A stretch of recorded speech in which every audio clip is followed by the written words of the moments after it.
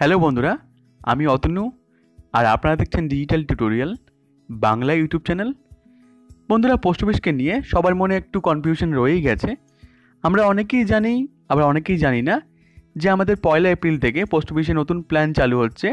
এই নিয়ে আমি অনেকগুলো ভিডিও দিয়েছিলাম, তাও অনেকের মনে অনেক রকম কনফিউশন রয়েই গেছিলো। তো বন্ধুরা, পোস্ট অফিস ইতিমধ্যেই অফিসিয়ালি সব কিছু অ্যানাউন্স করে দিয়েছেন। অর্থাৎ এর আগে সব কিছু কথা হয়েছিল যে কি হবে না হবে, এবং এখন অফিসিয়ালি বলে দিয়েছেন যে অফিসিয়ালি কি হবে না হবে। তো আমরা জেনে নেব প্রথম থেকেই যে কি হবে না হবে। দেখুন, এখানে আমাদের 9টা স্কিম চালু হচ্ছে, আমি আগেই বলেছিলাম। যেমন post office saving account, 5 years post office recurring deposit অর্থাৎ RD, post office time deposit account TD, post office monthly income scheme account যাকে আমরা বলি এমআইএস। এমআইএস করলে পরে আমরা প্রতি মাসে মাসে একটা বেনিফিট পাবো। যদি আমরা 50,000 টাকা কিংবা 1.5 লাখ টাকা করি, তবেই আমরা বেনিফিটটা চোখে দেখতে পাবো, মানে হচ্ছে অনেকটা বড় অ্যামাউন্টের পাবো। না হলে পরে তেমন খুব একটা বেশি অ্যামাউন্টের পাওয়া যাবে না। এছাড়াও আছে হচ্ছে সিনিয়র সিটিজেন সেভিং স্কিম, যাকে আমরা সংক্ষেপে বলি SCSS। এটা হচ্ছে বয়স্কদের জন্য। এবং এরপরে আছে 15 ইয়ার পাবলিক প্রভিডেন্ট ফান্ড, অর্থাৎ যাকে আমরা বলি PPF। আর আছে 5 ইয়ার ন্যাশনাল সেভিং সার্টিফিকেট, যাকে আমরা সংক্ষেপে বলি NSC। আর এটা আছে কিষাণ বিকাশ পত্র, এটা তো আমরা সবাই জানি প্রায় প্রত্যেকেই, KVP। বন্ধুরা, KVP কিন্তু এখন আমাদের বাড়িয়ে করা হয়েছে 10 বছর 11 মাস। বন্ধুরা, এটা কিন্তু কম দিনের ব্যাংকের তুলনায়, ব্যাংকে কিন্তু আরও বেশি দিন লাগছে ডবল করতে। এবং এর সঙ্গে সঙ্গে আছে হচ্ছে সুকন্যা সমৃদ্ধি অ্যাকাউন্ট। যদি আপনার বাড়িতে মেয়ে থাকে এবং মেয়ের বয়স যদি 10 বছর হয় বা তার কম হয়, তবেই এটা আপনি খুলতে পারবেন। তো এই নিয়ে আমি ভিডিও বানিয়েছিলাম। বন্ধুরা, আরডি, টিডি, এমআইএস, SCSS এগুলো সম্পর্কে আমাদের তেমন কেউ বলেন না, কারণ এগুলোতে কারোর কোনো প্রফিট থাকে না। সেই জন্য এগুলো সম্বন্ধে আমরা কেউ জানতেই পারি না। তাই আজকে আপনাদের উদ্দেশ্য ভিডিওটা বানানো, যাতে আমরা সবাই জানতে পারি এবং আমরা যেন নিজেদের মতো প্ল্যান চুজ করতে পারি। তো এর আগে আমি একটা ভিডিও দিয়েছিলাম, সেখানে বলেছিলাম যে কোনটার মানে কি না, আরডি মানে কি, টিডি মানে কি, এবং এগুলো কিভাবে করতে হয় সেগুলো বলেছিলাম। কাইন্ডলি সেই ভিডিওটা দেখে নেবেন, তাহলে আপনাদের পক্ষে এটা দেখা খুব হেল্পফুল হবে। তো তার লিঙ্ক আমি দিয়ে দেবো ডিসক্রিপশনে। বন্ধুরা, পোস্ট অফিসেও আমাদের ব্যাঙ্ক অ্যাকাউন্টের মতো এখানে অ্যাকাউন্ট খুলতে গেলেও মিনিমাম ব্যালেন্সের দরকার হয়।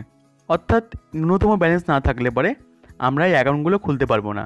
কিন্তু এখানে খুব কম টাকায় চার্জ করা হয়।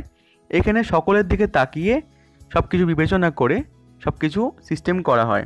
বন্ধুরা, এখানে যদি আপনি সেভিংস অ্যাকাউন্ট খুলতে চান এবং যদি আপনি চেকের ফেসিলিটি নিতে চান, তাহলে আপনাকে 500 টাকা দিয়ে অ্যাকাউন্ট খুলতে হবে। আমরা সবাই জানি যে আমাদের নতুন পোস্ট অফিসে আমাদের চেকের ফেসিলিটিগুলো আসবে, এবং সেখানে আমরা চেক শুধু না, চেকের সঙ্গে আবার RTGS, online banking, money transfer সব কিছু আমরা করতে পারবো। এবং যদি আপনি মনে করেন যে আপনি অ্যাকাউন্ট খুলবেন ঠিকই, কিন্তু আপনি চেক নেবেন না, অনলাইন ব্যাংকিং নেবেন না, তার জন্য আপনাকে 50 টাকা দিয়ে অ্যাকাউন্ট খুলতে হবে। এটার চার্জ কিন্তু লাগবে না, আপনার মিনিমাম ব্যালেন্স রাখতে হবে 50 টাকা। এবং এমআইএস করতে গেলে পরে আপনাকে মিনিমাম 1,500 টাকা দিয়ে এমআইএস করতে হবে। এবং টিডি অর্থাৎ টাইম ডিপোজিট অ্যাকাউন্ট খুলতে গেলে পরে আপনাকে 200 টাকা দিয়ে খুলতে হবে। আর পাবলিক প্রভিডেন্ট ফান্ড খুলতে গেলে আপনাকে মিনিমাম 500 টাকা দিয়ে খুলতেই হবে। বন্ধুরা, আমরা সবাই জানি যে আমাদের পোস্ট অফিসে এবার থেকে এটিএম ফ্যাসিলিটি করা হয়েছে। অর্থাৎ ব্যাংকের মতো পোস্ট অফিসেও আমরা এটিএম পাবো, এবং এটিএমের মাধ্যমে আমরা টাকাও তুলতে পারবো। তো এটিএমের মধ্যে কিছু টার্মস অ্যান্ড কন্ডিশন অর্থাৎ কিছু শর্তাবলী আছে, সেগুলো আমরা জেনে নেব যে কী শর্তাবলী আমাদের করা হয়েছে।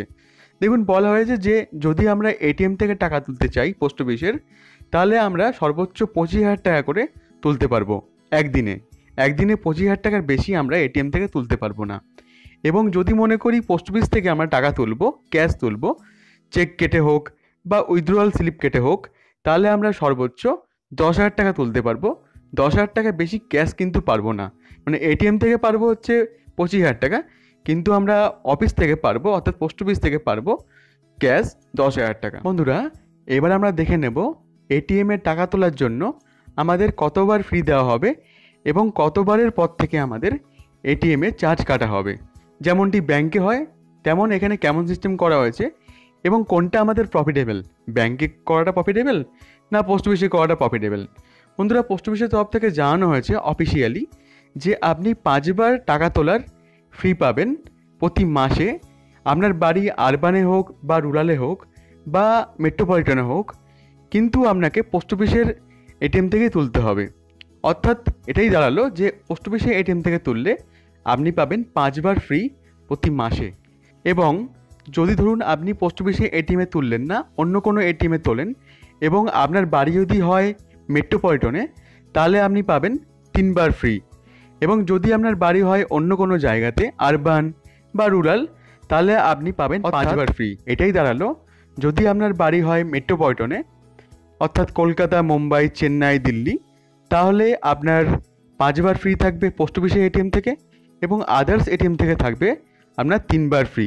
আর যদি আপনার বাড়ি হয় আরবান বা রুরালে, তাহলে আপনার থাকবে 5 বার পোস্ট অফিস থেকে আর 5 বার আদার্স ফ্রির কথা বলা আছে। সেই ফ্রিগুলো যদি আপনি ক্রস করে দেন, তাহলে আপনাকে দিতে হবে প্রতিটা ট্রানজ্যাকশনের জন্য, অর্থাৎ প্রতিবার টাকা তোলার জন্য 20 টাকা প্লাস 18% জিএসটি। বন্ধুরা, পোস্ট অফিসের তরফ থেকে আগে বলা হয়েছিল যে অনেকটাই কম টাকা করা হবে, কিন্তু এখন সূত্রে জানা যাচ্ছে যে এটা অনেকটাই বাড়িয়ে দেওয়া হয়েছে। মানে বর্তমানে এসবিআইতে অর্থাৎ স্টেট ব্যাঙ্ক অফ ইন্ডিয়াতেও এর থেকে চার্জ অনেকটাই কম আছে। বন্ধুরা, কোনো কিছু জিনিস করার আগেই আমাদের টাকা তোলার কথা চিন্তা হয়, কারণ যদি আমাদের মাঝপথে কোনো রকম প্রবলেম হয়, কোনো অসুবিধা হয়, তখন আমরা কি টাকাটা তুলতে পারবো? এরকম একটা প্রশ্ন থেকেই যায়। তো এরকম টাইপের কোশ্চেন আমি অনেক পেয়েছিলাম, অনেককেই আমি উত্তর দিয়েছিলাম, বাট অনেকে আমি উত্তর দিতে পারিনি। তো সেটাই বিষয়ে কথা বলবো যে মিনিমাম পিরিয়ড কতদিন। যদি আমরা এনএসসি করি তাহলে আমাদের 5 বছর রাখতেই হবে। যদি আমরা এসবি করি তাহলে আমরা যখন তখন টাকা তুলতে পারবো।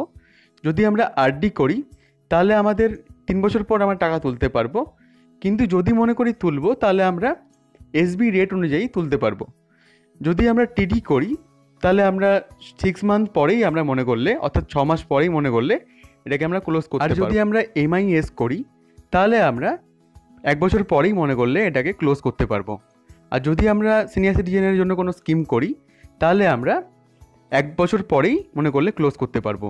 এগুলো হচ্ছে আমাদের মিনিমাম পিরিয়ড, অর্থাৎ যে সমস্ত অ্যাকাউন্টগুলো আপনি খুলতে চাইছেন সেই সমস্ত অ্যাকাউন্টের মিনিমাম পিরিয়ড এখানে দেওয়া আছে। মিনিমাম পিরিয়ডগুলো অতিক্রম না করলে পরে তার আগে আপনি টাকা তুলতে পারবেন না। পোস্ট অফিসে আউট স্টেশন চেক পরিষেবার জন্য আপনাকে 30 টাকা করে কাটা হবে ফার্স্ট 1000 অর পার্টের জন্য। আর যদি আপনি অ্যাডিশনাল করেন তাহলে আপনাকে করা হবে 31 টাকা করে চার্জ। আর যদি আপনার চেক বাউন্স হয় তাহলে আপনাকে 50 টাকা সার্ভিস চার্জ কাটা হবে, অর্থাৎ আপনাকে 50 টাকা সার্ভিস চার্জ দিতে হবে। বন্ধুরা, পোস্ট অফিসের 9টা স্কিমের ব্যাপারে সম্পূর্ণ তথ্য আমি অলরেডি দিয়েছি। আপনারা চাইলে পরে সেখানে দেখতে পারেন যদি না দেখে থাকেন, এবং বুঝতে পারবেন যে কোনটার জন্য বেশি প্রফিট, কোনটার জন্য কম প্রফিট এবং কোনটার কীরকম সিস্টেম। আমি তার লিঙ্ক দিয়ে দেবো ডিসক্রিপশনে এবং আমি কমেন্টসেও দিয়ে দেবো তার লিঙ্ক। আপনারা চাইলে পরে সেখানে ক্লিক করেই আপনারা দেখতে পারেন সম্পূর্ণ তথ্য। তো আশা করছি বুঝতে পেরেছেন। যদি ভিডিওটা আপনার একটু ভালো লেগে থাকে, যদি মনে হয় একটু উপকার হয়েছে, তাহলে অবশ্যই ভিডিওটাকে লাইক করবেন এবং এরকম টাইপের তথ্য, ট্রেন্ডিং নিউজ, ট্রেন্ডিং অ্যালার্ট এবং সরকারি যোজনা সম্পর্কে মতামত পাওয়ার জন্য অবশ্যই আমার চ্যানেলটিকে সাবস্ক্রাইব করুন, কারণ আমি রোজই চেষ্টা করি এরকম টাইপের নিত্য নতুন ভিডিও সম্পূর্ণ বাংলা ভাষায় আপনাদের কাছে তুলে ধরার জন্য। তো ধন্যবাদ বন্ধুরা, দেখা হচ্ছে পরের ভিডিওতে।